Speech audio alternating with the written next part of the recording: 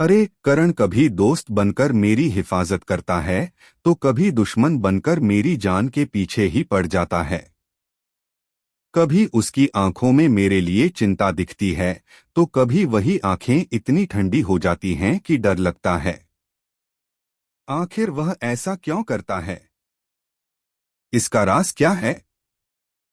यह राज तुम्हें ही खोलना होगा, दादी शांत आवाज में कहती हैं। मैं बस इतना जानती हूं कि करण को तेरी मोहब्बत, तेरे साथ की बहुत जरूरत है। उससे ज्यादा शायद कोई भी उसे समझ नहीं सकता। सीरियल मंगल लक्ष्मी के नए प्रोमो में बड़ा खुलासा हुआ है, पट्टी वाले इंसान की सच्चाई। वह कोई और नहीं, खुद करण है। प्रोमो में दिखाया गया है कि अंधेरी जगह पर लक्ष्मी किसी अजनबी से भिड़ जाती है। उसकी चाल, उसके वार, उसके कदम एक अजनबी जैसे ही लगते हैं, लेकिन जैसे ही पट्टी उतरती है लक्ष्मी सन्न रह जाती है। सामने करण खड़ा है, थका हुआ, घायल, लेकिन आंखों में एक अजीब सा संघर्ष। लक्ष्मी हतप्रभ रह जाती है। करण जी, आप?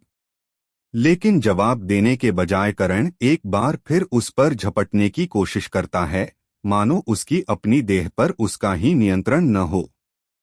लक्ष्मी पीछे हटती है, डरती है और खुद को संभालते हुए वहां से निकल जाती है।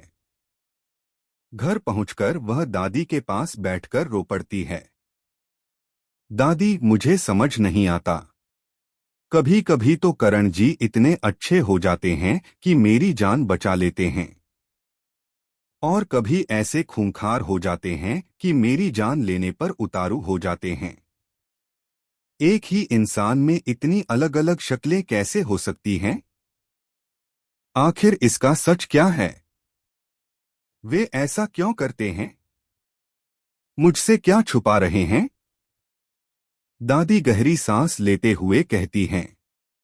बेटा, हर इंसान का एक अतीत होता है, और कुछ अतीत ऐसे भी होते हैं जो इंसान को अंदर से तोड़ देते हैं, बदल देते हैं।